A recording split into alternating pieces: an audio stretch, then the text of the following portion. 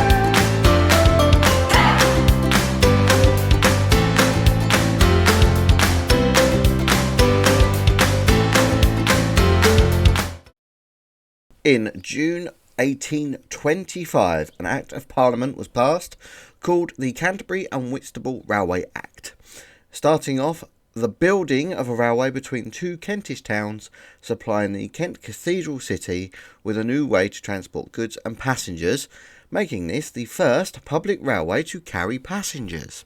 Now, yes, the Stockton and Darlington Railway was the one given in history to pull passenger trains first.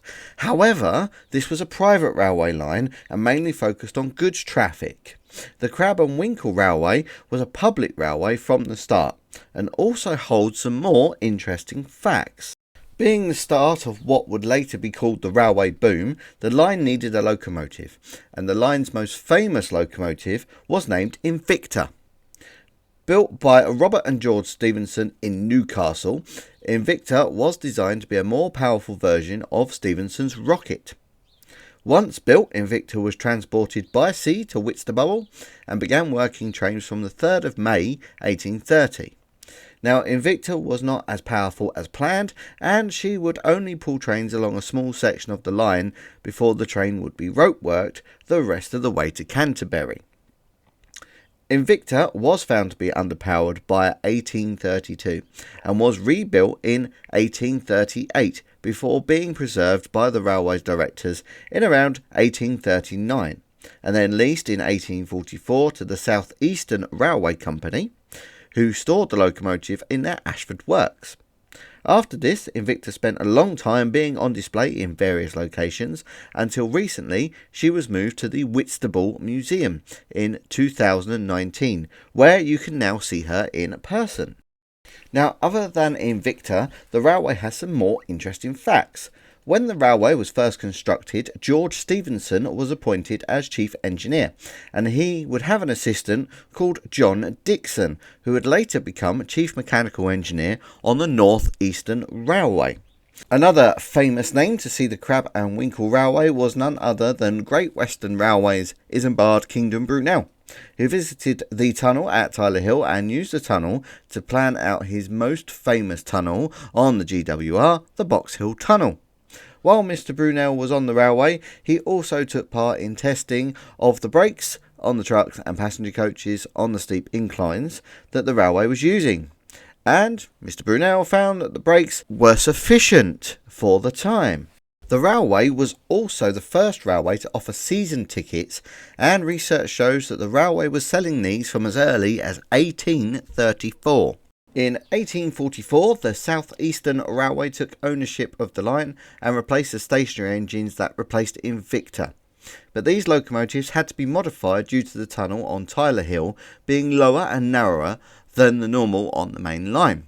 The 060s that ran the line were having lower chimneys and lower boilers to allow them to run on the line.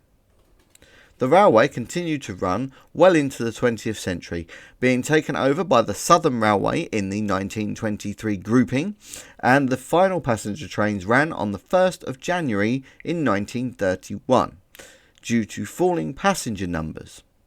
but the line continued to operate freight traffic until the 29th of November 1952. A final run was hauled by R-Class locomotive 31010 with 2 brake vans, and the line briefly saw use during the floods of February 1953 until March of the same year, allowing traffic to bypass the main line between Faversham and Whitstable that was damaged due to flooding. In the present day, sadly, there is not much remaining of the railway.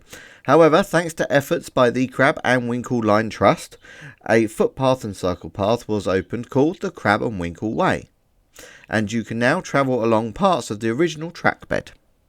If you would like to see how to visit either the Whitstable Museum or the Crab and Winkle Way, please see the links below in the description.